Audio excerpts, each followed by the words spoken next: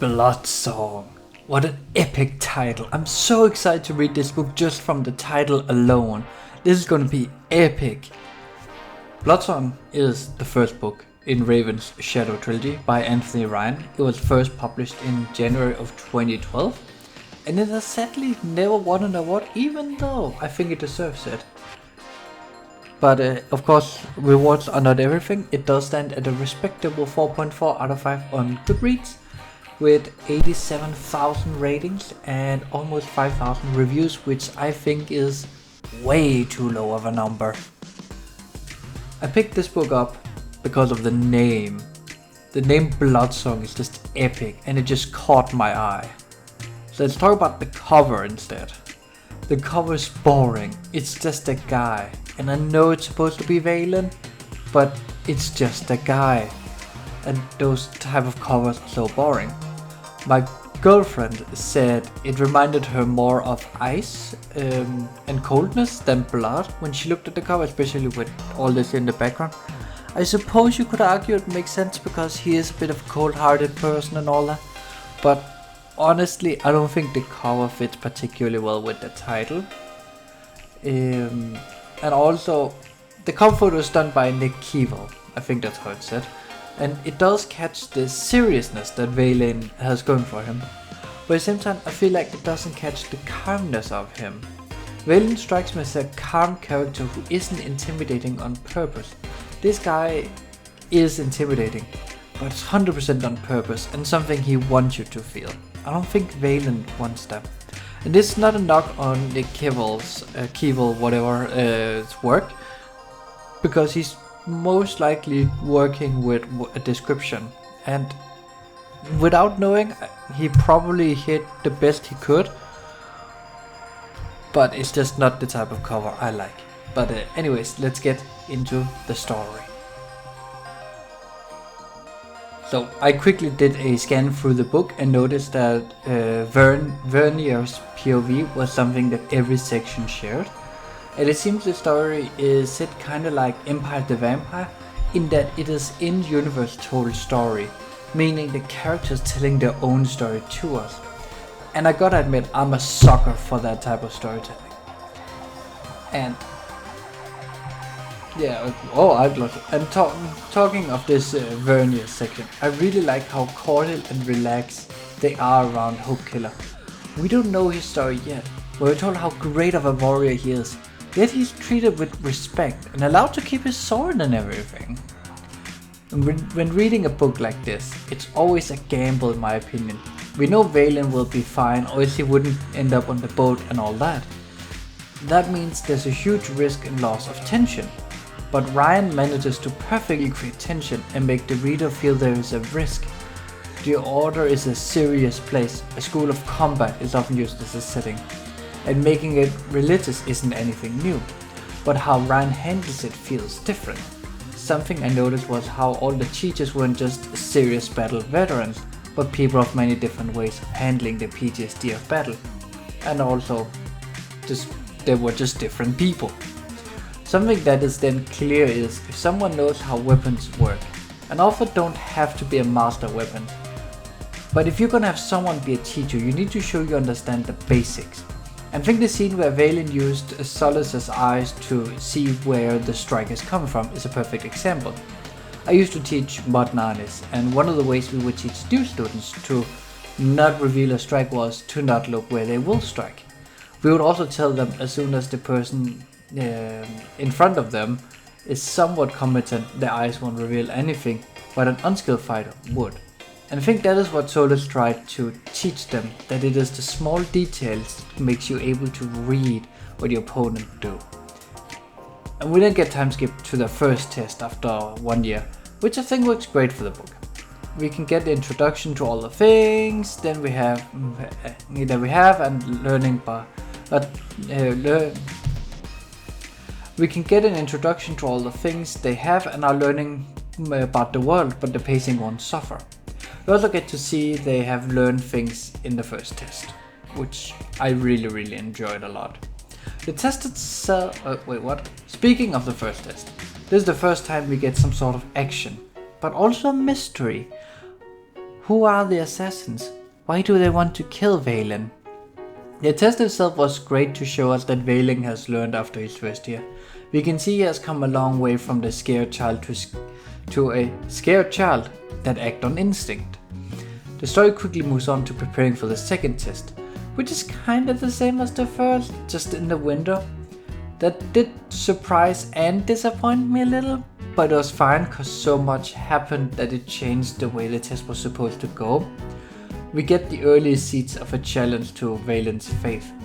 He was already not the biggest believer, it seemed, but meeting the denier seemed to have weakened it even more. Also, Scratch sounds like such a cute dog, and I'm so happy we get more of him.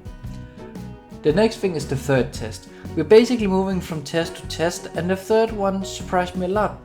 It was surprisingly deep and personal. The test was clearly meant to make the students think of home and want to go home, but also make them show their true colors for who they are.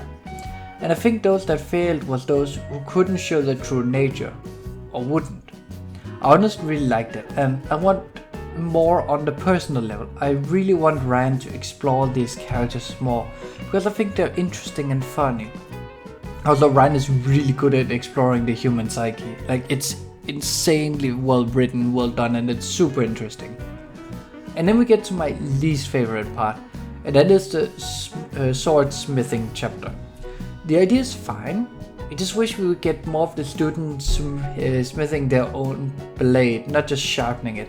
It felt like they might as well just have gotten it from a pile. It doesn't feel like the sword is anything special to them. I would thereby also have loved if we got some way of the student to add some of their own personality to the blade. Perhaps engravings or trinkets. Maybe we'll get something, but I doubt it. And then we finally get to the chapter with the fair. And goddamn, it is fine. It's fine. It works for the most part, but I don't know. It almost felt like lacking. It was too fast.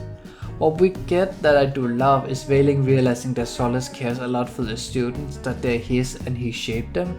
It changed the framework of the role of Solace and the way he's treating them. The first fifth of the book is really good. I can't tell you how much I adore these characters that Ryan has crafted. And even though I haven't talked much about them, I can tell you I love them. Kane is being the idealistic genius, Baku is the dark-torched blacksmith, Notar the pain, and Dentos, who for the life of him couldn't remember a story even when just told it. I love them all. I can't wait to see more of their adventures. It's kind of funny. The chapter numbers reset, so part 2 starts with chapter 1 again. So I guess when people ask how far, you can now just say I'm at 2-1 or 3-1 or 2-2 or whatever. And it's kind of funny, but also not really that important, but I thought it was neat. I think Valen has a magical ability to name his animals after the most weird things. Scratch had a lot of scratches and now his horse spits a lot. So it's called Spit. Very creative. It's also great to see them have different strengths and that Valen isn't the best at everything, especially the bow. They're all going to be above average, but not equally good. And finally, chapter 1 ends with Frentis, the little boy who had Valen judging the order. I'm not sure what I think. It might change the dynamic given he came into the book so late, but again, it's a huge book. So I can see it having time to improve as a character. It's like we hear, probably, maybe even here. I don't know, we have a lot left by the time Francis really joins in. Immediately, we get into the next test, and I fucking love it. We get to see them in a huge problem that, to be fair, I hadn't thought about before Valen had. They haven't learned any strategy yet. So how are you going to win a fight when you don't know anything about strategizing? Well, you ram your opponents in a skyline move and hope for the best. And it worked. Valen realizing the goal isn't to outfight the opponent, the goal is to get those lancers. So just rush him, and it works. It was great to see that they can still be stumped completely though. Not just because they met someone strong, but because they haven't learned this yet at all. I really love what Ryan is going for here. It works so great on a thematic level. You're at school, there should always be more things for you to learn. and there is. The idea of the pupils exchanging to other orders to learn a little from them is great. I really like that it adds to the idea that the orders all follow the same religion and are supposed to work together. I do like that the students get to choose for themselves, but what I wish is then that students from other orders did the same. It would be fun to see the other orders visit the Six learning the base of sword fighting or survival or something. But I digress. It's better than nothing, and it does help introduce the other orders in a more natural way while also highlighting the different students' personalities. And I fucking love Sharon. She's so precious and a complete opposite of Valen, and yet not. It's such a great way of challenging a young Valen in who he is and the idea of killing. Meeting someone who despises what he does is just great. Like, she outright just despises him from day one because of where he's from. The rest of the order is such a contrast to that though, where they are all just friendly and just want to learn more from him. And then we get the exciting attack on both Valen and the different aspects. It is so wild to read about. Also, the once there were 7. Adds a lot of mystique, like what is going on? What do they mean? 7 of what? We then get the choosing of the next aspects. It's such an insane thing. I loved how we got to see how different the orders were, and I want more of that. So fucking much is happening in this section though, because now we need to go save Francis. I fucking love that entire sequence. You get to see some great characterization of Valen and the others, we get to see them use their skills in actual combat for the first time, and we get to see some magic. It's so much at once. But it doesn't feel like too much, it just feels like much, which is good, which is what I want. I want a lot, just not too much. And then right after saving Francis, we get the final test, and oh boy is it great. We get to see who Valen is when the world is truly unfair for no reason. There isn't a reason for why he had to kill an innocent man, but it just works. We see him stand up to Master Solas about it. Of course, the fight itself is also great, and I really want more of him and Valen clashing, because you get the feeling that Solas sees all the students almost as if they're his children in a way, and that he has so much more to teach them. This leads into Valen meeting the king and basically selling himself to save some innocent strangers. And it's so wild to think how far he'll go to make up for his failure, and it's just great. I don't remember ever having read a solution to this type of conflict done quite like this. It's great, and it adds so much character to King Janus, and it enhances what we already knew about Valen and Janus. And just so far, Anthony Ryan has done such a good job enhancing all the characters, making sure that they feel living, that there are depths to them, that they're funny. Because there's a surprising amount of humor in the book, although most of the time it is dry, because we live in a dry, sad world in this book. So yeah. 2 out of 5 so far, and it's really, really good. Let's move on to part 3. I don't really have that many thoughts on the event in the Machish. What I do like though is Valen is taking on a more active role as commander of the group. We also get some more action and world building and stuff. And when Valen got trapped in that vision or whatever you would describe it as, that's when I got excited. The explanation that he has a gift and that is the dark but not necessarily bad. This is where you can tell it is set up to the next stage of his life, learning and using the Blood Song. That's the title of the book. I really like how the magic system is kept vague, and that any kind of magic is rare but possible. The killing of Alhestian was such an emotional rollercoaster though. He was built up as this arrogant prick, but he wasn't. He was trying his best, learning and improving too. And I think it's just so sad and emotional how Valen is then forced to kill him and ending his life. And then Alhestian ends it with, "I'm glad it's you, brother." It really hits hard for me. And for me this is a sentence with a double meaning. In the book, all the members of any order is called sisters or brothers by everyone, but I think Alhestian meant it more as he saw Valen as a brother or comrade, like someone whom he could trust completely and relate to him. And I think in many ways Valen felt the same. Seeing it this way makes the pain of killing Alhestian so much worse. And shit, the more we read about Gianna's schemes, the more I hate him and love him. Giving Valen a sword, tying him even more to the kingdom and less to the order is the type of scheming I love. And then giving Valen his own smaller regiment of like 30 men to emphasize that he is sort of the realm. It's so perfect, I love it. Then we get the entire section of trying to take on the impenetrable castle. This was both great and not, but we get to see Valen take on the role of commander properly with a title and having to navigate politics at the same time as navigating, like sieging a castle. But the castle is supposed to be impossible to take over, so I wish we had more of a challenge.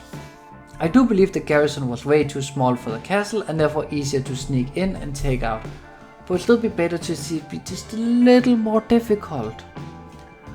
Then we get to the throne room, and that is such a scene for me.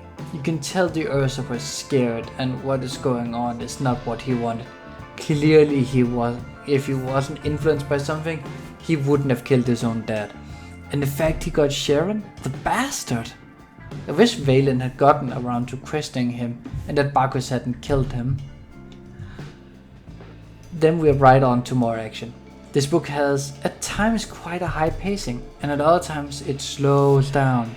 The Hunting of Norta, the entire thing is quite interesting, especially when you look at the pacing. It starts high with them learning what happened, right after storming a castle. The Invaling rushes after Nota in a high-speed chase, to be knocked down and having the pace slow down to a crawl as things are explained to him. But it works. Ryan manages to keep the pacing feeling both exhilarating but without losing us. He slows it down just at the right times to give us time to breathe and uses that time to give us more explanation and lore, but without just dumping it on us but making it feel natural, and I love it, and it keeps the story so interesting and fresh.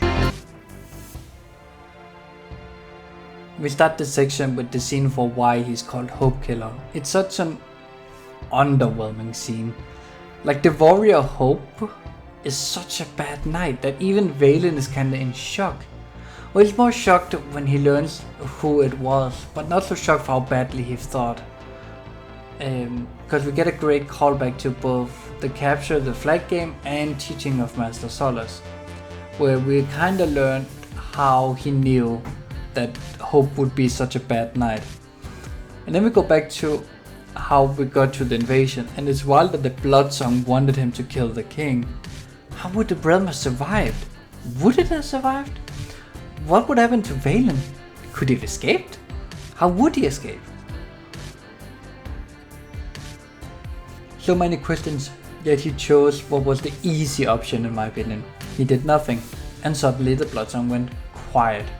And that simple fact changes the entire story. Up until now, Valen was certain he wouldn't die and that he would win because the song helped him.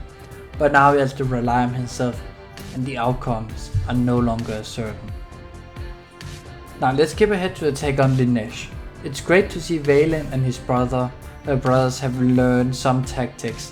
When taking the city, they did it relatively easily by sneaking in, taking the walls in the darkness.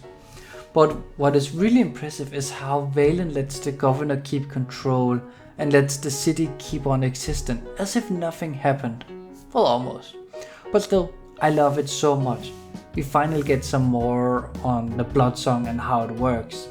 How people can sing to each other and control it to navigate themselves and all that. I love it, it's so good, and I can't wait until Valen can use it properly to see how he will use the song like that to fight and solve his problems actively instead of reactively. And Valen just keeps showing us why he's a tactical genius. The way he uses cavalry to attack the siege engines, basically rendering an army useless against their walls, was so fucking great. Of course no one expects a stealth unit like that to come and attack the city, but it just works. And later we finally get some love between Sharon and Valen, and it's cute and horny. But again, They're like mid-20s or something like that, and stayed in orders where sex wasn't allowed, so you can't really blame them for letting go a little, can you? And the way the war ends is just as bad as the reason it started. A farce and a situation where everyone just loses. It's just bleak all the way around, and it's perfect for this book. It also explains how Valen got captured in the first place. And we then get a flashback that I absolutely love. We get a flashback to when Valen and the Aspect talks about the war, and Valen questions him on stuff like the 7th Order and all the other secrets we learned so far, and it's great. And the ending of this section is really fucking sad. I would have loved for Valen and Sharon to stay together, but this does make more sense than keeping her around, and because job's not done. I just hope in the future they meet again, because they're so cute. We've now caught up with the actual story, and it's no longer the story Valen is telling Vernia, but actually what is happening right now. And I love how calm Valen is.